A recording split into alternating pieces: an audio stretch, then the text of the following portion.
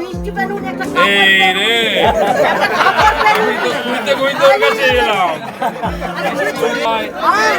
আবার ঘরও চাই।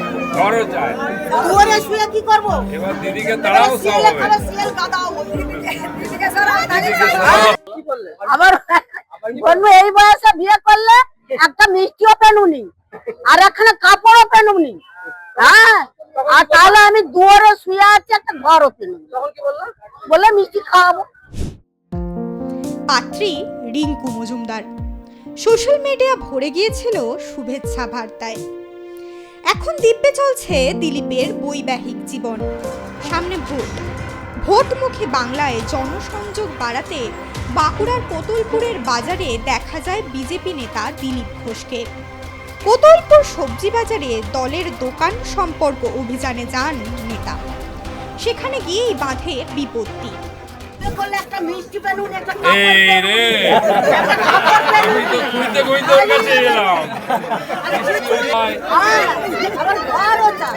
ঘরও চায় দুয়ারে শুয়ে কি করব? এবার দিদিকে তাড়াও সব হবে সিএল গাদাও দিদিকে সারা দিলীপ ঘোষ বিয়ে করেছেন, কিন্তু মিষ্টি কেন দেননি সেই প্রশ্নই করলেন এক বৃদ্ধা মাধবী রায়। করলে একটা মিষ্টি বেলুন একটা এই রে আমি তো শুনতে কই তোর কাছে এলাম আবার ঘরও চাই। ঘরও চায় দুয়ারে শুয়ে কি করব?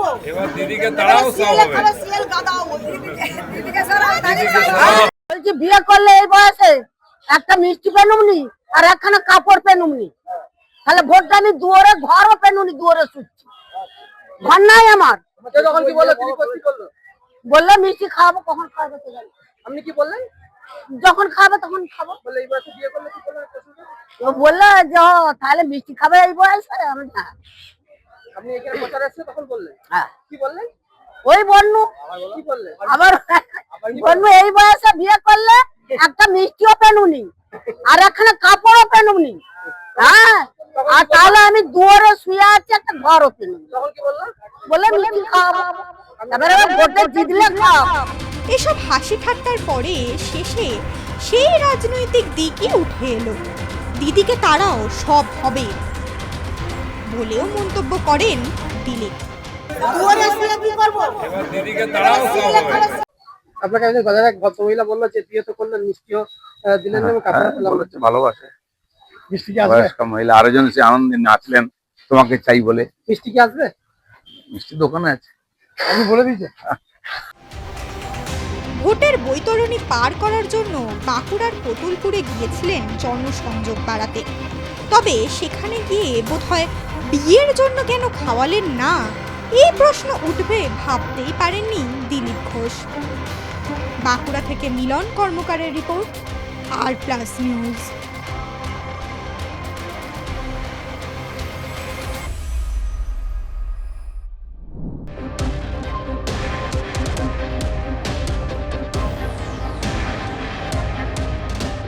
আজ একটা গল্প বলবো, সবার অন্তরালে থাকা এক বাস্তব চিত্র। সেই লুকিয়ে থাকা গল্প খুঁজে এনে আপনাদের সামনে প্রকাশ করার চেষ্টা মাত্র। প্রথমে তার একটা শব্দ বলবো, তারপর বলবো কোনটার সঙ্গে কার কিভাবে যোগসূত্র রয়েছে। প্রথম শব্দ হলো সার্ভাইকাল ক্যান্সারের ভ্যাকসিন, দ্বিতীয় শব্দ সমাজসেবামূলক কাজ, তৃতীয় শব্দ হলো বিল গেটস। এবার আসা যাক সবিস্তারে। ক্যান্সার নামক রোগটি শুনলেই বুকটা আঁতকে ওঠে। আজও সঠিকভাবে তার ভ্যাকসিন আবিষ্কার হয়নি, জারি রয়েছে চেষ্টা। সালটা হবে ওই 2009 মতো। এই সময় অন্ধ্রপ্রদেশ ও গুজরাটের সার্ভাইকাল ক্যান্সারের ট্রায়াল চলছিল। এই ট্রায়ালটা চলেছিল কয়েকজন আদিবাসী মেয়ের ওপর। ওই টেস্টের পর কিছু মহিলা অসুস্থ হয়ে পড়েন, জ্বর চলে আসে, আবার কিছু জনের মৃত্যুও হয়। এই ঘটনার পর শুরু হয় তদন্ত। তবে তদন্তে যে বিরাট কিছু চাঞ্চল্যকর জিনিস উঠে আসে তা নয়। কারণ হিসেবে অনেকেই বলেন এই ঘটনার পিছনে রয়েছে প্রভাবশালী বেশ কয়েকজন, তাই তদন্তে তেমন কিছু উঠে আসেনি। এই ভ্যাকসিনের ফাউন্ডেশনকে যে পরিচালনা করছিল তা হলো গেটস ফাউন্ডেশন, মানে বিল গেটস ফাউন্ডেশন। এই যে আদিবাসী মহিলাদের ওপর ট্রায়াল করা হয়েছিল তাদের থেকে কোনো পারমিশন নেওয়া হয়নি, বরং বলা যেতে পারে তাদেরকে বোকা বানানো হয়েছিল। বলা হয়েছিল সারা জীবনে কোনোদিন ক্যান্সার হবে না। এখানেই শেষ নয়, এর জন্য পরিবারের তরফ থেকে নেওয়া হয়নি কোনো অনুমতি।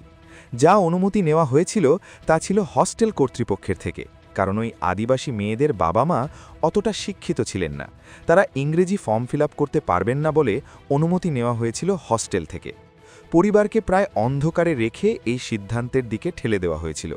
আর পরে তদন্তে যে দিকগুলো উঠে এসেছিল সেখানে দেখা যায় এই মৃত্যুর পিছনে ভ্যাকসিনের কোনো প্রভাব নেই, মানে ভ্যাকসিন থেকে কিছুই হয়নি, অন্য কোনো কারণে আদিবাসী মেয়েগুলির মৃত্যু হয়েছে বা অসুস্থ হয়ে পড়েছেন। কিন্তু প্রশ্নটা তো অন্য জায়গায়, এই সাধারণ গরিবদের ওপরই এই প্রয়োগটা করা হলো কেন? ভ্যাকসিনটা তো কোনো ভলান্টিয়ারদের ওপর করা যেতে পারত। 2009 সালের ঘটনা 2026 সালে আবার সামনে আসার পিছনে রয়েছে আরও এক কারণ। সম্প্রতি বিল গেটস একটা ইন্টারভিউ দিয়েছিলেন, যেখানে তিনি বলেন ইন্ডিয়া তার কাছে একটা ল্যাবরেটরির মতো। তার মতে ইন্ডিয়াতে যে জিনিস চালানো যায় তা খুব সহজেই অন্য জায়গায় চালানো যায়। বিল গেটসের ইন্টারভিউতে উঠে আসে এই বক্তব্য। বিল গেটসকে দেখে কি কীরকম মনে হয়? সমাজসেবী একজন। বিলিয়ন মিলিয়ন ডলার তিনি দান করেন সমাজের উন্নতির জন্য। ভারতের সঙ্গে তার বেশ ভালোই সম্পর্ক। স্ট্যাচু অফ লিবার্টির সামনে তাকে হাসি মুখে ছবি পোস্ট করতে দেখা যায়। ছবির ক্যাপশনে আবার লেখেন, can you guess where I am? ভারতের পাশাপাশি আফ্রিকার সঙ্গেও ভালো সম্পর্ক রয়েছে বিল গেটসের। মাইক্রোসফটের দুনিয়া থেকে বেরিয়ে গিয়ে তিনি বিল গেটস ফাউন্ডেশনের জন্ম দেন। তিনি সাধারণত গ্লোবাল হেলথের ওপর কাজ করা শুরু করেন। ম্যালেরিয়ার প্রকোপ খুবই দেখা যায় আফ্রিকায়। পোলিওর মতো রোগের ওপর অনেক কাজ করেছেন তিনি। এই রকম কোনো রোগ নিরাময়ের জন্য তৈরি মেশিনের জন্য অর্থ সাহায্য করে বিল গেটস ফাউন্ডেশন। এর জন্য কিছু শর্ত আরোপ করা হতো। বলা হতো ওষুধ বা ভ্যাকসিন তৈরিতে যা খরচ হবে তার থেকে 5% বেশি লাভে বেচা যাবে না এই ওষুধ। ওয়ার্ল্ড হেলথ অর্গানাইজেশনের দ্বিতীয় সর্বোচ্চ ডোনার হল বিল গেটস ফাউন্ডেশন। দেখা যায় ওয়ার্ল্ড হেলথ অর্গানাইজেশন বেছে বেছে সেসব ওষুধ অ্যাপ্রুভ করত যে কোম্পানিতে বিল গেটস ইনভেস্ট করেছে। এছাড়াও ভ্যাকসিন অ্যালায়েন্স রয়েছে যা গেটস ফাউন্ডেশনই তৈরি করেছে, যার নাম গেভি, GAVI। এই অ্যালায়েন্সের কাজ কি? ধরুন কোনো কোম্পানিকে ডোনেশন দিয়ে দিয়েছে বিল গেটস ফাউন্ডেশন। অন্যদিকে কোম্পানি বলছে ডোনেশন পাচ্ছি, ওষুধ বানাচ্ছি, আবার 5%-এর ওপর লাভ না রাখারও শর্ত রয়েছে। এবার যদি দেখা গেল ম্যালেরিয়ার ওষুধই বিক্রি হলো না, তখন কি হবে? কারণ একটা ওষুধ 1 বা 2 দিনেই বিক্রি হয়ে যায় না, তার জন্য রিসার্চ করতে হয়, বছরের পর বছর চলে যায় ওষুধ তৈরিতে। এর মাঝে বিল গেটস ফাউন্ডেশন আর কোম্পানির মাঝে সেতু বন্ধনের কাজ করে এই গেভি অ্যালায়েন্স। ভারতে যখন কোভিড-19-এর ভ্যাকসিন আসে তখন তার ওপর পেটেন্ট ছিল। ভারত ও সাউথ আফ্রিকা অনুরোধ করে সেই মুহূর্তে কিছুদিনের জন্য পেটেন্ট হোল্ড করার জন্য, কারণ মানুষ তখন মৃত্যুর সঙ্গে পাঞ্জা লড়ছে। এখানেই প্রশ্নটা দানা বাঁধে। একদিকে যে মানুষ ম্যালেরিয়ার জন্য কাজ করছে, অউন্নত দেশগুলিকে সাহায্য করতে চাইছে, পাশে দাঁড়াতে চাইছে, সেই বিল গেটস কোভিডের সময় ভ্যাকসিনের সাপোর্ট করতে চাইছেন না, কিছুদিনের জন্য পেটেন্ট হোল্ড করার অনুরোধ রাখছেন না। এটা কোথাও সেই দুটো রূপ ফুটে উঠছে না? কিন্তু তিনি এই অনুরোধ রাখলেন না কেন? কারণ ভ্যাকসিনে যে উপাদান ব্যবহার হয়, মানে ম্যাট্রিক্স M, যেটি ইমিউনিটি বুস্ট করতে সাহায্য করে, যা প্রত্যক্ষ বা পরোক্ষভাবে কন্ট্রোল করে বিল গেটস ফাউন্ডেশন। এই ম্যাট্রিক্স M এমন একটা জিনিস যা শুধু ম্যালেরিয়া কেন, কোভিড সহ নানা রোগ নিরাময়ে ব্যবহৃত হয়। মানে পরবর্তীতে কোনো রোগের ভ্যাকসিন তৈরিতে ব্যবহার হবে এই ম্যাট্রিক্স M, যা কিন্তু থেকে গেল শুধুমাত্র বিল গেটস ফাউন্ডেশনের হাতে। এছাড়াও আরও অনেক মেটেরিয়াল আছে, তবে এটি অন্যতম। তাহলে কোনো চিকিৎসকের ভ্যাকসিন বা ওষুধ তৈরিতে ম্যাট্রিক্স M যদি লাগে, তাহলে কার কাছে যেতে হবে? যেতে হবে বিল গেটস ফাউন্ডেশনের কাছে। তাহলে কোনো ওষুধ বা ভ্যাকসিন তৈরিতে কার থেকে অ্যাপ্রুভ নিতে হবে? হুর থেকে। আর হুর সেকেন্ড ডোনারকে? Bill Gates Foundation. অন্যদিকে দেখতে গেলে আপনার ব্যবসা বাড়াতে চাইছেন, মানে ওষুধ ভ্যাকসিনের ব্যবসা, তাহলে আপনাকে সাধারণত ভ্যাকসিন অ্যালায়েন্সের কাছে যেতে হবে। সেটা হলো গেভি বা GAVI। এই গেভির 4 মেম্বার রয়েছে।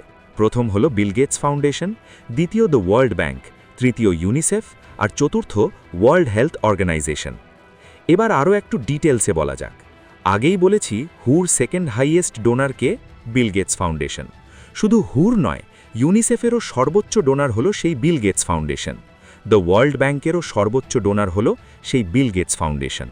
তাহলে কি দাঁড়ালো? পুরো দুনিয়ায় কারোর কোনো ইনফেকশন থেকে অসুস্থতা হলে তার সঙ্গে প্রত্যক্ষ বা পরোক্ষভাবে জড়িত বিল গেটস ফাউন্ডেশন। তার কর্তাকে?